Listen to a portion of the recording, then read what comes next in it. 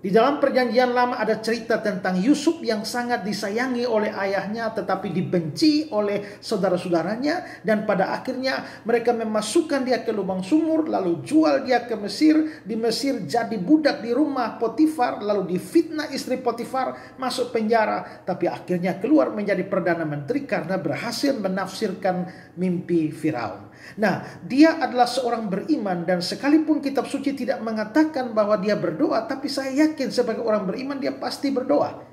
Mungkin saja di dalam lubang sumur dia berdoa supaya Tuhan selamatkan dia, keluarkan dia supaya dia bisa kembali ke rumah bapaknya. Tapi ternyata Tuhan tidak kabulkan dia. Dikeluarkan dari lubang sumur, justru dijual ke Mesir. Pada waktu dia dijual ke Mesir, mungkin saja dia berdoa supaya Tuhan tolong supaya dia jangan dibawa ke Mesir.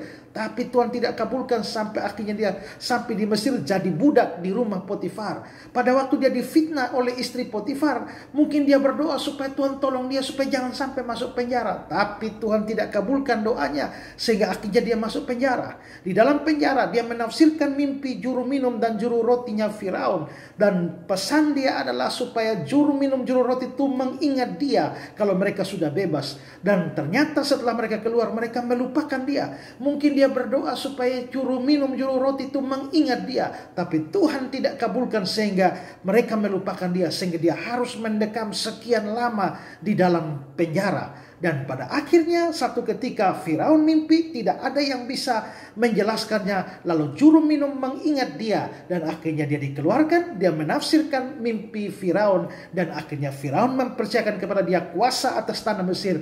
Dia menjadi Perdana Menteri di Mesir. Saya pikir begini, kalau tiap kali dia berdoa Tuhan kabulkan, kalau di lubang sumur Tuhan kabulkan, paling-paling dia pulang ke rumah Bapa. Kalau waktu difitnah istri Potifar, dia berdoa dan Tuhan kabulkan, paling-paling dia tidak jadi masuk penjara dan tetap jadi budak di rumah Potifar. Kalau semua yang dia doakan itu Tuhan mengabulkan, maka dia tidak jadi apa-apa. Paling-paling dia paling top, dia kembali ke rumah bapaknya dan tetap jadi anak kesayangannya. Tapi Tuhan tidak mengabulkan doa-doanya, sehingga pada akhirnya dia harus sampai ke penjara Mesir dan keluar dari sana justru menjadi Perdana Menteri. Di sini kita bisa melihat bahwa kadang-kadang Tuhan tidak menjawab doa kita. Itu justru supaya rencananya di dalam diri kita tergenapi. Tapi seringkali kita marah karena Tuhan tidak mengabulkan doa-doa kita. Tapi kalau kita tahu rencana Tuhan, jika Tuhan tidak mengabulkan doa kita, kita pun harus bersyukur karena di balik doa yang tidak jawab itu